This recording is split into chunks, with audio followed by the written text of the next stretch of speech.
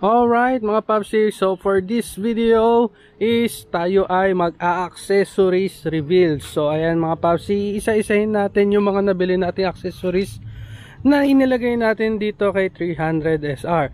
So ano pa hinihintay natin? Tara, let's go! I don't ever slow up, no I don't take shit. I got no love for the fakeness. If you wanna play tough and wanna hate this, I'll always show up. I don't ever slow up, no I don't take shit. I got no love for the fakeness. If you wanna play tough and wanna hate this, I'll always show up and make a statement. I don't ever slow up, no I don't take shit. I got no love for the fakeness. If you wanna play tough and wanna hate this, I'll always show up and make a statement. Everything I do so instinctive and so passionate. Every word I move so descriptive like an adjective. I got a vendetta against people who patented being negative when you should be. So unahin na natin guys itong ating front fender extension na nabili sa halagang 50 pesos. So meron na tong kasamang tornilyo, which is kailangan nyo guys butasan yung existing na fender, which is kung makikita nyo ito guys, ayan, itong tornilyo na yan, yan, binutasan ko yan. So bali hindi ko na pala guys ilalagay yung mga links ng mga pinagbilahan ko nitong mga accessories dahil karamihan po dito is link not available na. So papaano ang gagawin nyo? So magadali lang guys, marami pong ibang shop, isa-search nyo lang po sa Lazada or Shopee yung front fender extension. So ito yung manipis lang ha, yung pangunahan. Alright, ang ating radiator cover, kung mapapansin nyo, ayan, ang design niya is may logo ng CF Moto and then meron siyang nakasulat na SR. So hindi ko sure kung meron pang ganitong available, pero yung ganitong design kung may available pa, dahil nung naghahanap ako more on generic na yung yung design. So wala nang makita na pang SR yung sa kanya talaga, kasi nakikita ko is yung mga pang CF Moto, pang NK, so generic. So by the way, yung ating radiator cover is nagkakahalaga ng around 800 pesos yun sa aking pagkakaalala. So sorry, hindi ko nabanggit yung price kanina. So next is ang ating crash guard, which is ang ating solid na crash guard. So nabili natin to guys sa halagang 5,000 pesos. Plug and play na. Sa siya, sa tropa natin binili na naka 300 SR din, which is si shoutout pala kay Sir Shaquille Biernes, no? I'm not sure if naglalabas pa sila ng ganitong model, ganitong design ng crash guard. So ayun, ang alam ko kasi space out na yung ganyang design. So siguro search nyo na lang siya or mag search kayo sa ibang seller kung naggagawa pa sila ng ganitong design, which is grabe, napaka solid. At pinicture na natin yan dun sa ating mga naunang video, which is tinesting natin, no? Tinesting natin, itinumba natin, which is kayang-kaya, no? Kayang-kaya ang ating motor. Next naman is ang ating isang set ng tank pad sticker. Ayan, so guys, hindi ito design lang, talagang kumakapit ito. At syempre yung purpose niya is talaga naman nasa serve niya, which is unahin ko na dito sa ating handlebar and carbon sticker. So guys, totoong totoong carbon siya na merong tawag dito jelly. Ano ba tawag dito guys? Parang siya, may plastic na malambot dito sa ibabaw. Ayan, may silicone something dito sa ibabaw. Ang brand niya is Spirit Beast.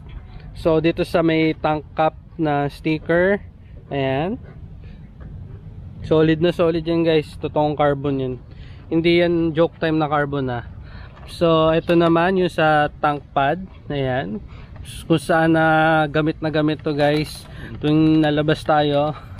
Ayan, at syempre ang ating Spirit Beast tank grip. So actually guys, hindi ito yung kapartner nito, kasi yung isang set talaga niyan carbon din yung nandito, pero mas gusto ko yung design nito, which is dun kasi sa sticker ng CF Moto nag-complement siya, kung makikita nyo. Ayan, no, yung M tapos yung O, ayan.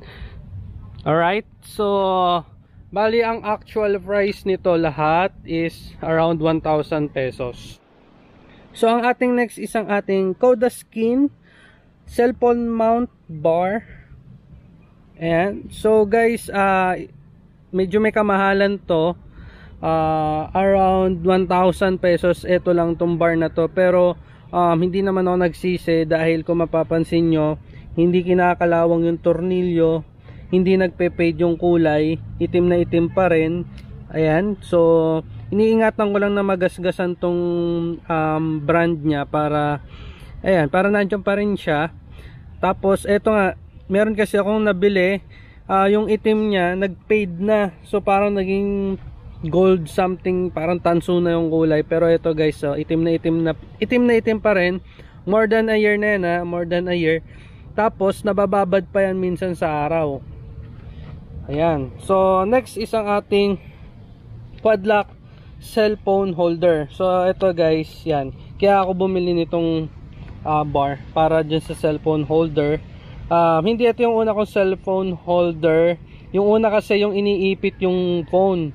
So medyo hassle, ang tagal tanggalin kasi nakakailang ikot ka bago matanggal yung phone mo. Ngayon ito, madali na siyang ilagay, madali pa siyang tanggalin. So ilalagay mo lang siyang ganito, ayan, and then push ng konti, and then twist. Pwede siyang nakatayo, ayan, pwedeng nakatayo, pwede rin nakahiga. So wait lang, yan. So pwede rin nakahiga.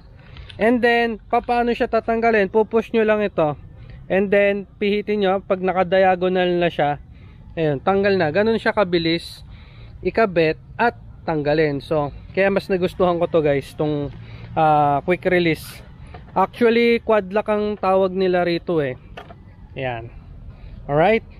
So bali ang price pala nito guys is around 150 to 200. So naglalaro sa ganung price ngayon. Ito ha. Ayan. 150 to 200 pesos. And then ang ating susunod guys is ito. Bumili ako ng 10mm cap. Ayan, di ko lang sure kung ano tawag dito, nakalimutan ko na yun. So 10mm cap, pantakip dito sa ating kabitan ng side mirror, which is hindi naman kasi natin ginagamit dahil ito na nga ating side mirror. So pwede natin gamitin ito sa mount ng camera or etc pa. Ayan. So kabilaan nilagyan ko. Ayan. So yung ating spool, ayan, imbis na spool ang ating inilagay, dahil 10mm din po itong lagayan ng spool, is tinakpan ko na rin. Ayan, kabila niyan guys, nilagyan ko ng takip. So para saan po ang spool?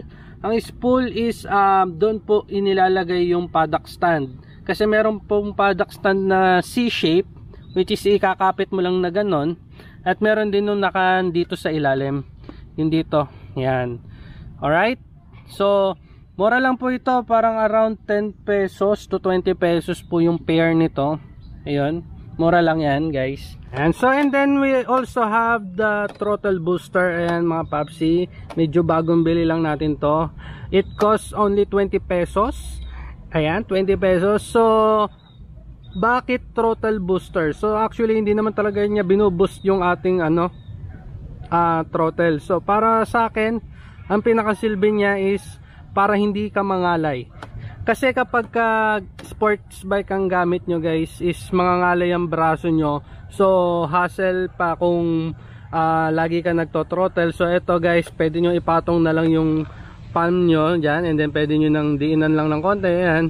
So hindi ko hawak yung throttle ko, pero makakapag-throttle pa rin ako. Ayan. So ayun. So ewan ko bakit throttle booster ang tawag dyan. Anyways, madali din to tanggalin at madali din to ikabit. So hindi na kailangan ng tornilyo dito guys. So pagka ganito kasi guys, pag pababa ang pihit niyan, hindi yan matatanggal. Pero pagka pinihit niyo yan pataas, ayan, tanggal na siya, di ba? Ganun lang po kadali. Kasi pag ibabalik, i-open up nyo lang ng konti itong grip nya, and then may kakabit na siya. Yan. Alright. So ayun na guys. Last thing mga papsi is meron tayo dito at iba't ibang klase ng mga tail bag, which is lahat ito is moto-centric. So una is itong ating pinakamaliit na tail bag. Ayan, kung mapapansin nyo. Ayan. So maliit lang siya, cute na cute. Ayan, tanggalin ko lang yung cellphone ko. Ayan. So tamang-tama guys, kung may mabilis ang lakad kayo, so kasya dyan yung wallet nyo, yung purse, yung lisensya, meron syempre kayong basahan. So yung konting tools kasya rin dyan. Helmet, helmet, hindi na pala kasya dito ang helmet. So ayan ha mga papsi, ito yung una nating motocentric na bag na pinakita. Ayan mga papsi, so hindi ko na kinabit, pero eto guys, with experience, napaka sturdy nito, hindi kakalog-kalog ha, hindi siya kakalog-kalog. Okay, so ito ang ating pangalawang motocentric na bag na ipapakita sa inyo. So medyo may kalakihan na to ng konti, which is ito yung madalas na ginagamit ko pag long ride, kasi syempre kasyang-kasya lahat ng ating mga gamit, kasya ang lisensya, wallet, coin purse, basahan, tools, at syempre dito mga papsi, kasya na ang helmet. So paano nangyari yon? Paano nangyaring kasya ang helmet dito mga papsi? So ito is expandable. So ayan ha, ayan, wait lang, ayan, na-expand yan, pataas yan oh. Mataas yan mga papsi, kasyang-kasya ang helmet dyan. Oh, di ba? Kasya helmet diyan. Oh, ayan, di ba? Kasya ang helmet diyan mga papsi. So, ayun.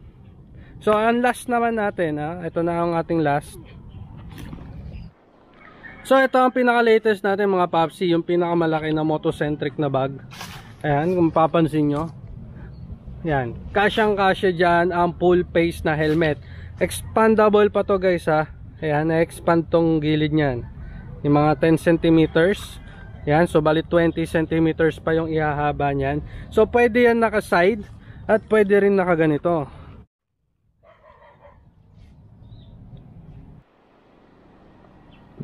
So ayan mga papsi, yung mga tail bag na gamit natin. So hindi ko na sasabihin yung mga price niya. I-search nyo na lang motocentric tail bags. So ito yung mga papsi, wait lang, ihahalera na natin sila para makita nyo yung difference ng pinagkaiba ng laki nila. Ayan, last thing is yan. So ayan guys, yung tatlong tail bags natin. And then ito kasi guys, pasensya na hindi ko pa siya ma-review. Ayan, so kasi gagawin natin ng separate review ito. Kasi kadadating lang nito guys, hindi pa talaga natin to actual na nagagamit. Pero nung kinabit ko siya, sturdy pa rin naman, no? Hindi siya kakalog-kalog kahit ganito na siya kalaki. Testing natin siya kapag may laman para actual natin na experience ko ano ba talaga, kung maganda ba siya or kung ano. Abangan na lang natin mga papsi. So and guys, thank you for watching. Siyempre kung hindi pa kayo nakasubscribe sa ating YouTube channel, so do please subscribe and click the notification bell para lagi kayong updated sa ating mga susunod na video. So peace out, thank you guys, bye bye.